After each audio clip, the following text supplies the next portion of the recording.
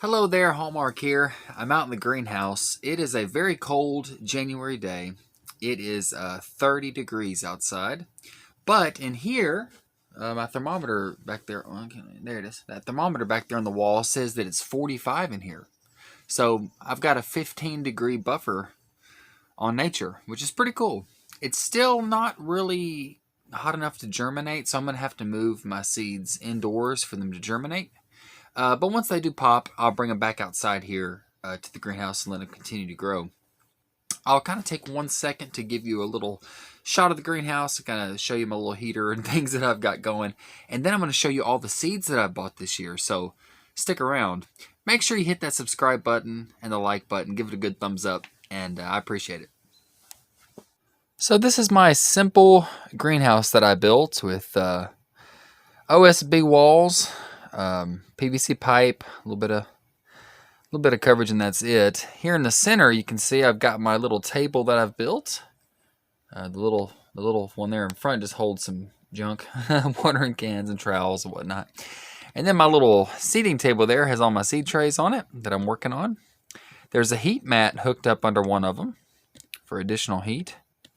Above that, I have my watering system that I installed, which right now, of course, I'm not using because it would be freezing cold, but I do have a plant light hooked up there, just shining down to give additional light during the winter time when we don't have as much sunlight. Over there I have a fan that I will cut on occasionally to help circulate air and create air movement, help strengthen the plants and reduce mold, mildew, and other diseases. And then I have my little bitty heater. Isn't that thing cute? I need to get a bigger heater, but for right now, it's putting off enough, like I said, to keep it about 15 degrees warmer overnight. Now, the sun isn't even out yet, so once the sun comes out, I'm sure I'll be able to get 20 or 25 degrees warmer, which is just absolutely insane from just this little bitty greenhouse. Now, what I'm about to show you isn't all of the seeds that I'll be buying this year, of course, because I'm a little bit addicted. Plus, I have a few crops that I just really haven't purchased yet that I really need to get. This is just what I've already got from the prior year, plus my orders from Haas Tools and Baker Creek. So I still need to order from guys like Southern Seed Exchange, Territorial Seeds, Victory Seeds. I need to do a few other orders just to kind of diversify my mix and help me get like some really interesting and different seeds. Victory Seeds has a lot of tobacco seeds, just like Sustainable Seed Company. There's a lot of people that have some different things that I'm interested in. But I'll start through them, and y'all hang on for the ride. This is actually some saved seed that I got from a guy at work last year named Rowdy Holt. Thank you, Rowdy, if you're watching. This is some purple bush bean, and this has been in his family for years. He said his grandmother saved seed, his mother and father saved seed, they saved seed, and now he's passing it down to his kids and others. So this is a fantastic Alabama-bred variety of purple beans, so I'm very excited about that. From last year, I have a few of these pelleted Valorios carrot seeds. I'm going to try to use those there. I've got these from last year as well. I've got a bunch of these packs from the dollar store when they ran them on sale for, I think, 25 cents a pack. I mean, why not? But basil and cilantro, even if only a few of them germinate, I mean, that's worth it. That's pretty cheap. So that's last year. I forgot about these, but I also had some of these Giant of Sicily radish that I got from Baker Creek last year, just at the end of last year, and they are really, really interesting. I'm excited about growing them. So now we get to this year. I went to Lowe's. I went to a local Lowe's, and sure enough, they are the only Lowe's in our area that had their seed rack out, so I went ahead and looked through it and got a few things. I got some Detroit dark red beet. Got some lacinato kale, always good. Black seeded Simpson lettuce. I got some Munstead lavender. The wife likes to grow lavender for bath bombs and other stuff like that. Household cleaners, laundry, detergent that she makes and stuff like that. Bouquet Dill, always a favorite. I love growing that one. Texas grano onion, some of the Vidalia strand of onions. I got some marigold. I'm going to get several of these throughout the year, as well as nasturtiums, sunflowers. I've got plans to get, of course, some zinnias. I always grow zinnias, and they're really good. Copenhagen Market Early Cabbage. Waltham broccoli, good heirloom variety.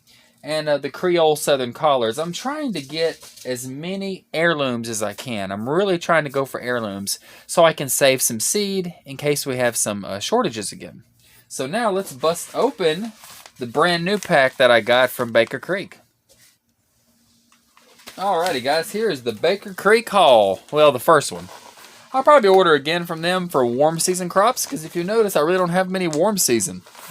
I went ahead and ordered all my cold season stuff so I could get started and get my stuff kicking in January, February. But I do want to, after maybe another paycheck or two, go ahead and get the things like corn, cucumbers, tomatoes, get a variety of all that good stuff. You know, and just get some exciting things to start.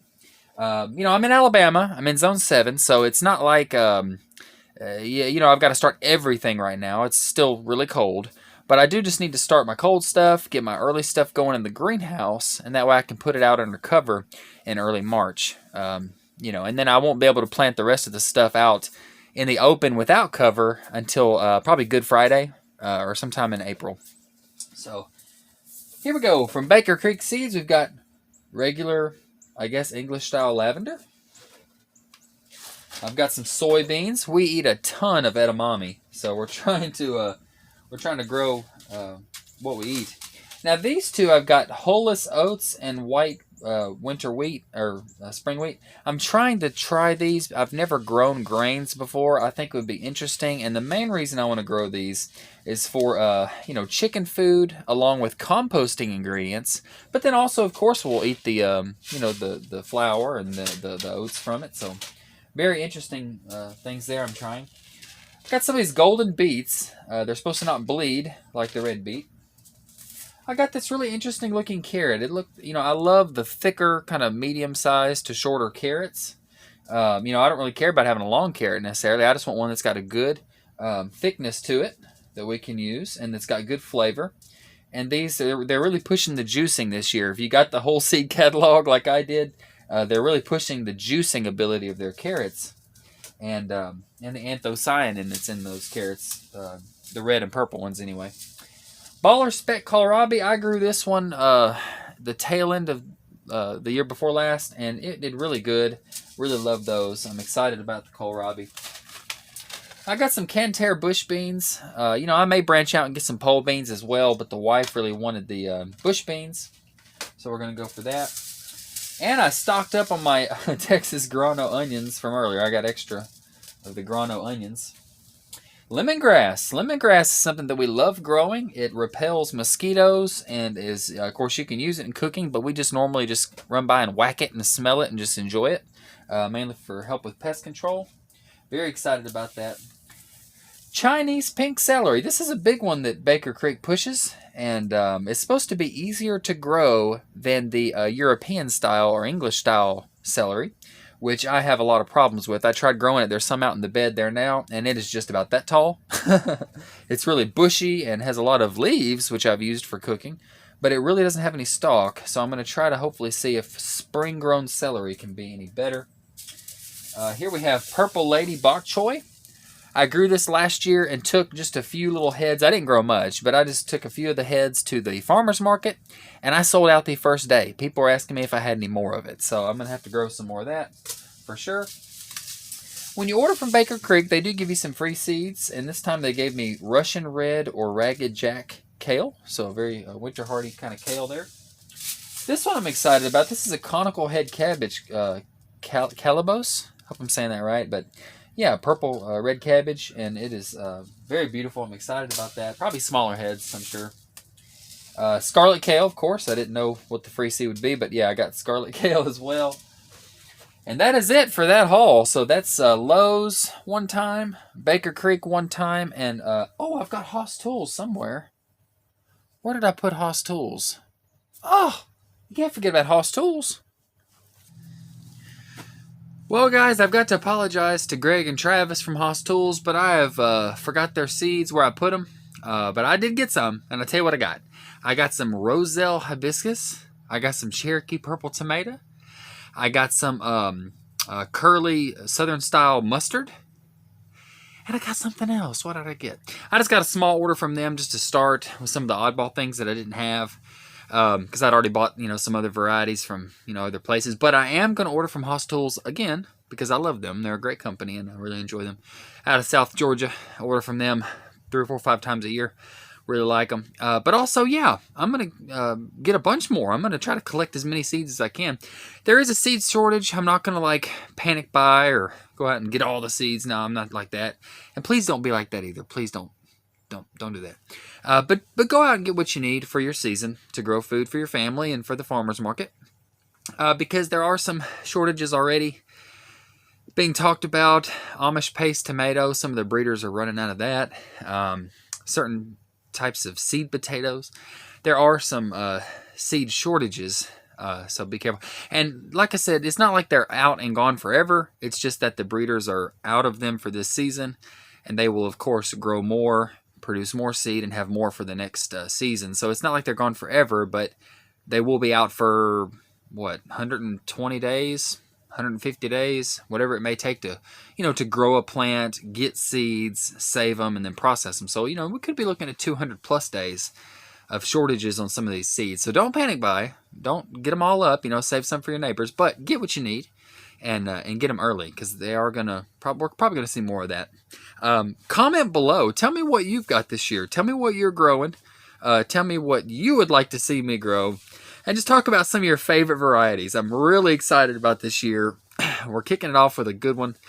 And we're going to keep doing fun videos this year. So make sure you do hit subscribe and the little bell icon so you'll be able to keep up with me and the family as we grow our homestead. So from the greenhouse, this is Hallmark. Have a good one.